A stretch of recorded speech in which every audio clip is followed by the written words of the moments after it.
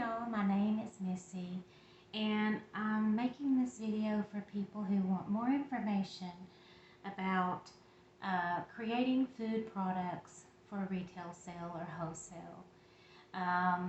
Maybe you're thinking of doing something like jellies and jams or pickles or cakes or spice blends, dry soup mixes, and the like. The first thing to consider is safety. You're talking about creating a product that people are going to put in their mouth and they're going to digest it, and so it needs to be a very safe product. Okay, so you need to ask yourself, am I willing to meet the requirements, do what it takes in order to produce a safe product for the public? So one of the first questions you're going to have to ask yourself, or the first decision you're going to have to make is, am I going to operate under cottage food law, which is creating non-potentially hazardous foods from your home, okay, which doesn't really require any special permitting or inspections or anything like that in some states, most states. So you need to check the law in your state. Okay, or are you going to work through a commercial kitchen? Okay, and if you're going to work through a licensed commercial kitchen, there's going to be some things that are going to be required of you before you will be even allowed to work in a commercial kitchen. One of them is you're going to have to become ServSafe certified. That's going to depend on the state you're in. That's going to depend on the kitchen. But typically it has to be a program that is accredited by ANSI. So ServSafe is one of those. And in the state of Tennessee, it is the ServSafe Food Protection Manager course and exam. Okay, and I'm going to be providing links below for everything I'm going to be discussing. There is a study guide that I'm going to provide a link below so that you can get some information about the ServSafe exam and exams that are very similar. There's also the Cornell University program for food safety or food manufacturing and whatnot. So like I said, links all below. So you're going to have to decide whether or not you're going to operate under cottage law, or if you're going to go all of the extra miles and jump through all the hoops in order to produce food out of a commercial kitchen. Now, what's the difference? Well, if you're going to produce under cottage law, typically you can only sell in your state. So if I make spices here in my home, I can only sell them here in Tennessee. And it has to be an in-person sale. I can't put anything in the mail.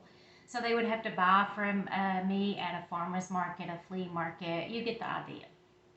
And so it has to be an in-person sale. So as you can see, that limits you quite a bit. Now, if you're going to go what I call legit, then you can sell through e-commerce, Amazon, blah, blah, blah, sky's the limit. So anyway, going to go through this little PDF I've got, and I'm going to put the link below. All right, and this is from the UT extension. Like I said, you're going to have to check with your own state, but you know, laws are pretty similar across the board, but always make sure you're complying with your state. Okay, this is titled Getting Started in a Food Manufacturing Business in Tennessee.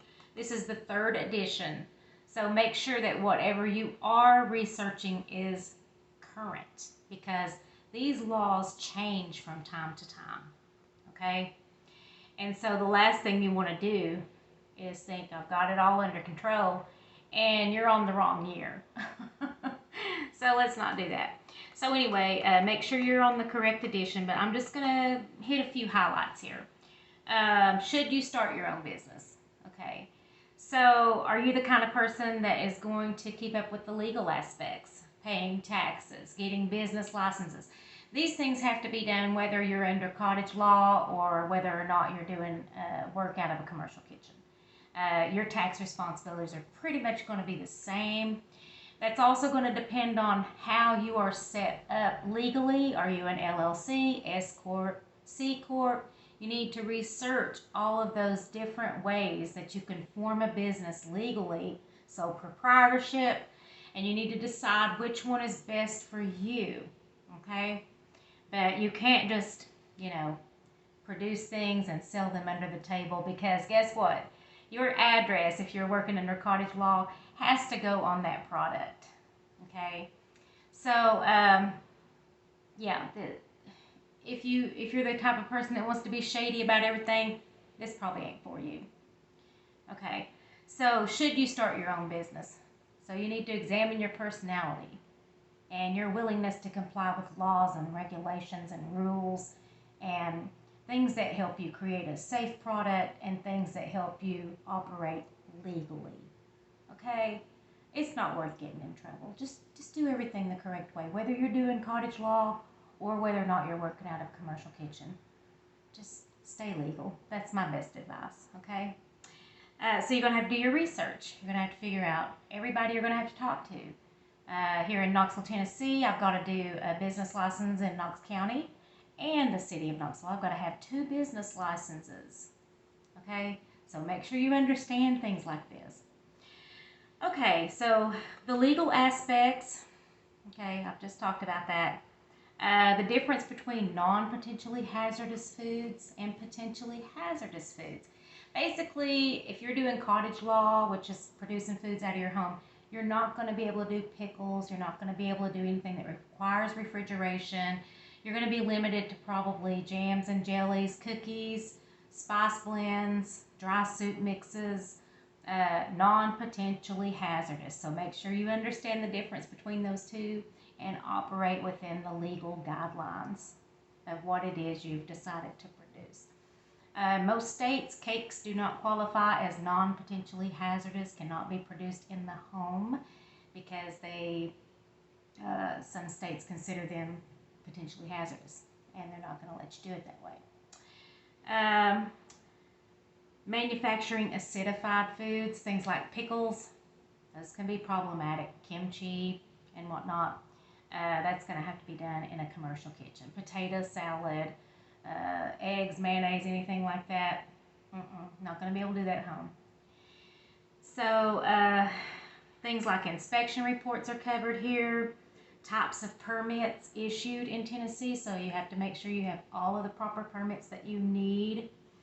Okay, effluent and wastewater. Okay, so good manufacturing practices, weights and measures, product labeling, UPC, Universal Product Code, insurance, financial assistance, trademarks have to be dealt with, public health, security, bioterrorism, preparedness, Response Act of 2002. So like I said, I'm not sure how old this is. Make sure you get with the people in your state, whether it's the university or, the state Department of Health, whatever, and make sure you're getting current information. Okay, let's see, this covers good manufacturing practices, required label statements, food establishment inspection. Now, in Tennessee, if I'm not mistaken, they're not going to come in and inspect your home if you're doing cottage law foods unless there is a report of a problem with your food. And here we go. If you're the kind of person that has to have pets in your home, you can't do cottage law. You can't produce food out of your home. No turtles, no birds. A pet rock would be about all you could have. No dogs, no cats. No pets in the home. And so, let's say you're a cottage law food producer and somebody complains that one of your spice blends or cookies or something like that made them sick. The state can come unannounced, inspect your home, find pets in your home. Don't do it. Just, don't do cottage law if you can't keep pets out of your home. I love animals. I absolutely dearly love them. But if I produce foods inside my home, I can't have a pet. Just that simple. Nowhere inside the house at all. All right, not even fish. Okay, required label statements, food establishment inspections, resources, Tennessee Small Business Development Centers, all that's going to be covered in this PDF, and like I said, the link will be below. What you'll probably have to do is copy, paste it, email it to yourself, download it somehow. You could even, you'll probably be able to Google it or whatever, but anyway. Let's see. It goes over, should you start your own business? Now, I will tell you that I have gone about it the legal way, or, well, there's legal ways to do cottage law food, so, But anyway, I decided to go about it, what I call a legit way, an LLC, okay, and I got them to get me an EIN along with the LLC. That was about $500, and I think I went through ink file, okay? So it starts piling up really fast, these costs. Okay, so you have to decide how you're going to form a business, and you have to pay for that. You can get on LegalZoom, if you're good with forms and stuff, but I went to ink file and I allowed them to be my administrator, which they will do for free for the first year, and then they'll start billing you for it. And so I'm thinking it was around $400 or $500. Let's see. You have to develop your business idea, write a business plan. Okay. I went to Upwork for this, and I'll give you a link below. I negotiated with a guy, and he did a business plan with projections for me for about $300. But I negotiated with him, and it's going to depend on how much detail you want in your business plan and whatnot as to how much they're going to charge you if you pay somebody to write your business plan. During this process, you're going to be like, well, I probably should have just written it myself because this guy's asking me so many questions, but he has to ask you those questions, so just cooperate with him. He's a very nice man, and I thought that he gave me a good deal, and I feel good about the business plan he wrote for me. Why the business plan? If you're going to try to get any kind of financing for your business, you're going to need a business plan to present to a bank or crowdfunding, or however you plan on getting funded. Maybe you have your own wealth or money or whatever, and you can fund yourself, and then you don't have to worry about things like business plans unless you plan to expand. Okay, so you have to be able to translate your ideas into distinct consumer benefits. Okay, you have to put your ideas across in a way that makes people want to loan to you or fund your business, okay, if you are seeking funding. All right. Your credit's going to come into play, your personal credit, your business credit. So unless you're talking about grants, now sometimes you can get a grant, but those are few and far between. But I'm not going to say you can't get a grant. Minority grants and so on, veteran money for veterans when they start a business. Sometimes they qualify for special funding. So be resourceful. Be resourceful. Don't cut yourself short by thinking inside the box. You got to get outside the box, okay? All right. Always be thinking of ways to refine and improve your ideas. Examine market conditions. Design the smallest possible viable business unit. Act on your idea. So they're just giving you ways to take your idea and turn it into your product. So this is a very useful, helpful PDF, even if you're not from Tennessee. But I'm sure your state has something similar. Like I said, legal aspects, don't mess around with that. You heard the old saying, don't mess with the IRS. They will get you. It might take them some time. They'll catch up. They'll catch up. All you got to do is make the wrong person mad. And then, hey IRS, I know this guy, he's doing this and that. But seriously, I just want you to protect yourself and not get yourself in trouble while you're trying to become successful in what you're doing. Okay. You have to, one thing they'll tell you is you're going to have to document your manufacturing process for each product. Okay, and it's going to have to be approved by the state before you can package it and put it out for sale. And so make sure you understand all the ins and outs of that.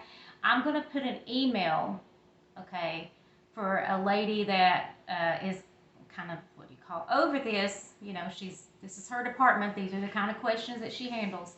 Okay, and I'll just give you her direct email. And I don't know how long that will be her email or how long she's going to hold that position, but I'll put it out there for you. Okay. She's been really, really nice to me, answered all my questions, so why not? But, you know, you have to contact the person in your state. I'm going to put things out there for the state of Tennessee. Like I said, understand the difference between non-potentially hazardous foods and potentially hazardous foods. Now, if you are going to forego inspection and permitting, you have to meet certain stipulations when you go out to sell. Like, let's say you're doing cottage food and you're going to work out of your kitchen in your home. Your very clean, very safe kitchen in your home.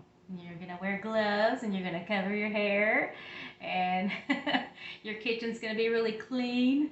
So if you decide to do that and then you go out and sell, you have to post a sign in the state of Tennessee, 8.5 by 11, with 3/4 inch font at the place of sale stating, these food products were made in a private home, not licensed or inspected, because the customer needs to be able to see that this was not produced in a commercial kitchen, and then decide whether or not they trust you enough to buy what it is that you made. Okay? Your salt blend, pepper blend, your cookies, whatever it is. So that sign has to be visible, and it has to be the correct dimensions and all of that. Okay, because there's no licensing or inspecting anymore in the state of Tennessee.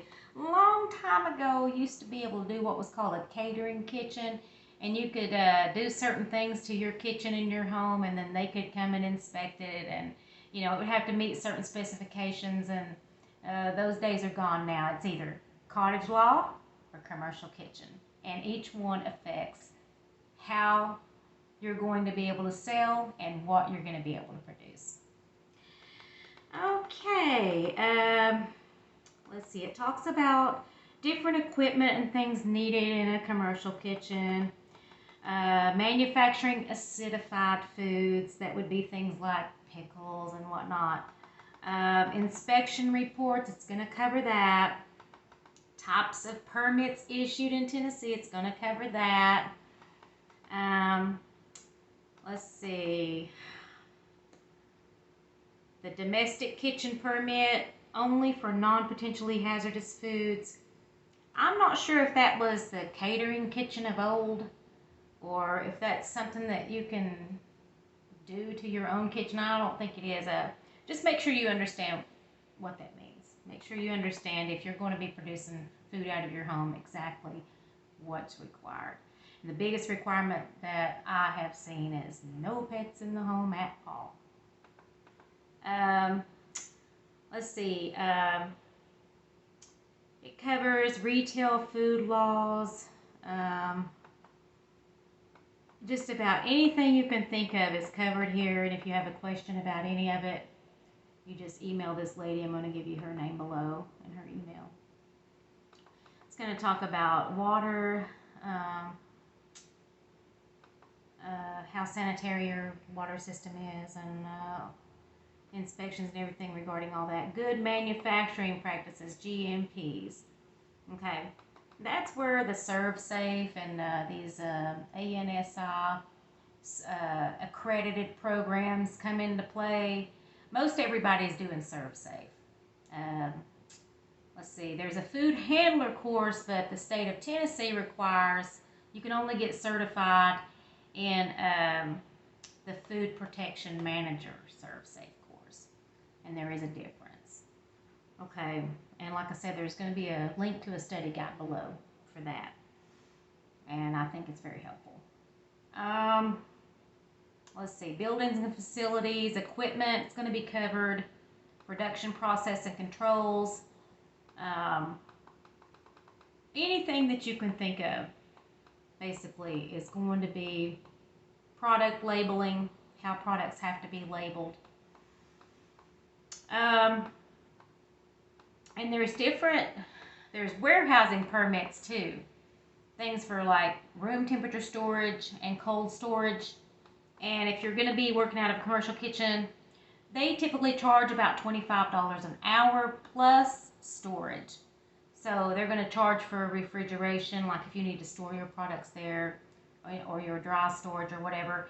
And if you're going to be warehousing like that, it has to be documented. It has to be submitted to the state. Just like your recipe has to be submitted to the state with all of the steps and everything. It has to be approved before you can manufacture it for sale. All right. Also, I'll go over a little bit of the cost with you. I'll tell you basically I have spent about $3,700 getting my business organized. That's for trademark registration, which was about $700. Well, $500 initially, and then it'll be like $100 or something like that when the registration comes back. And then I'll have to pay like $100 for intent to use, something called intent to use. And I'm going through, let's see, who am I using for that? Trama Trademark. I'm going to, like I said, all these links are going to be below. So you got like $500 chunk of change there. Then you've got food liability insurance program called FLIP. That was about $300, but I went another $99 to, it's called cyber protection or cyber insurance. Like, let's say I've got a website and somebody uses their card on my website and something happens and their information gets stolen or whatever. Well, I bought insurance for that through the FLIP program. So that link's going to be below. You're going to need, you're going to be coming up with recipes, right?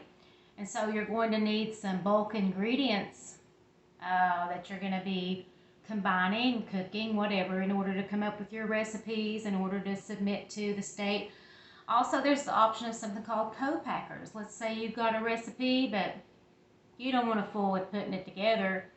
Well, you can pay a co-packer. Okay, they're going to charge you a certain amount. They're going to require that they produce a certain amount for you. It has to be profitable for them also. One co-packer I know of is Firehouse Flavors. And so if you have a recipe that utilizes everything that they sell, that's going to make it super easy, right?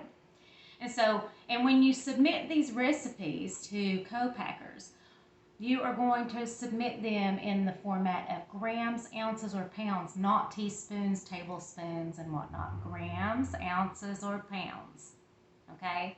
And or all of the above, whatever. But the teaspoons, tablespoons, cups, half cups, not in that format. They won't accept it in that format. Okay, so I've covered packers. So there's actually a list. It's called a co-packers list, okay? So if there's something that, you know, let's say you've got this amazing recipe for potato salad and you've got deep pockets and you don't want to go into a commercial kitchen and produce potato salad and you don't want to go through all these steps like ServSafe and whatnot, you could submit this to a co-packer and pay them to produce it, and you know, so you get the idea. So there's always more than one way to skin a cat. Okay, so anyway, I hope this video has been helpful. Okay, like I said, if you're going to produce food in your home, there's just one more thing I want to say about that. Let's say you're a smoker. You want to make sure that if your spice blends or whatever it is in your home, you know, that is approved to be produced in your home, it's in containers that won't allow odors to get in, okay? Because you don't want anything from your environment to contaminate that food, such as, you know, smoke, things like hair, especially pet hair. As I've said, no pets allowed. And so, you know, you would want to produce your foods in a way that you would want somebody to produce them for you. You know, I think if you thought of somebody in their home putting together a barbecue spice blend for you and all these other customers at the flea market or whatever, you'd want to think, oh, they're wearing a hairnet. Okay, they've got their face covered. They're wearing gloves. You know, they don't have jewelry that's going to drop off into the product, or false nails or anything like that. I mean, just think of how you would want somebody to dress, or, you know, protect an area from contamination. You know, for your sake, that's what you want to do for them also. And so, anyway, the commercial kitchens, you know, they all have like an onboarding process, and they'll tell you what's required and whatnot.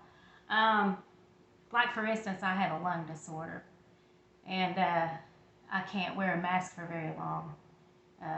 Very short times, as a matter of fact, because it really causes breathing problems for me.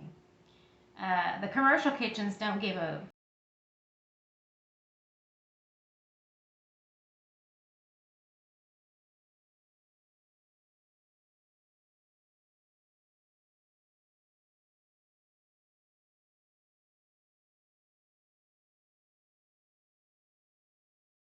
So let's see here. We have the LLC and EIN combo I got through InkFile. Got a business plan on Upwork for $300. Business plan revision. I threw in some money, like a tip for that, because I had to get it revised. They give you 30 days, but it was after the 30 days, so I tipped the guy. Let's see here, a trademark registration, $4.95, and there's another 100 or so coming after the trademark comes back. Food handler course, the what do you call it?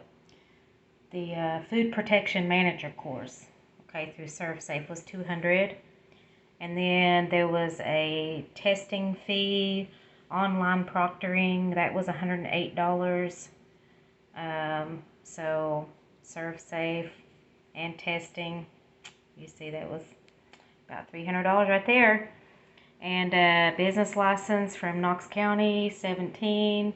I don't have the business license from the city of Knoxville, but that's $15. That's for minimal activity. You have to be sure to check that, because you don't know how much you're going to make, depending on where you live again. The food liability insurance, I paid $3.98 because I got the extra protection for for cyber stuff, like I explained earlier. And then I got all of these spices and things in bulk from different places, and I'll put some links below for some online ordering that you can do if you need to order spices and whatnot. Okay, and that came to almost $600, and these are just bulk sizes, like 1 pound sizes. Okay, and then so that's, in my case, it's for things like powders and herbs and spices and whatnot. And then let's see, I had to buy some masks. That was hardly anything, but I'll still write it down no matter what it is. And then, you know, I'm going to need equipment for things like you know, cooking the recipes and whatnot, and, you know, pots and pans and all that. That came to almost $400. And then I got some, you know, some containers, Mylar bags, you know, because I'm going to be testing these recipes, you know, selling them at like farmers markets and whatever, you know, before I go full blast and do things like hire co-packers and stuff. I want to know what does well, and so I bought some things that will help me to package my blends and everything. That came to about $300 and some odd. So anyway, that all comes to about $3,700, and that's before the real expenses even get involved. So anyway, that's an overview. Thanks for watching. Have a great day.